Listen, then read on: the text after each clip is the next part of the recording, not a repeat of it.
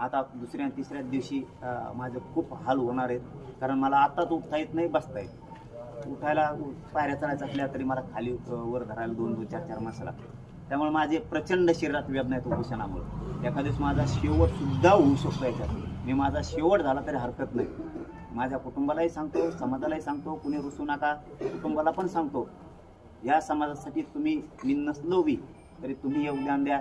माझ्या समाजालाही सांगतो, तुम्ही समाजासाठी, आपल्या लेकरांसाठी सगळे लढा. तो लढा कधीही बंद पडू देऊ नका.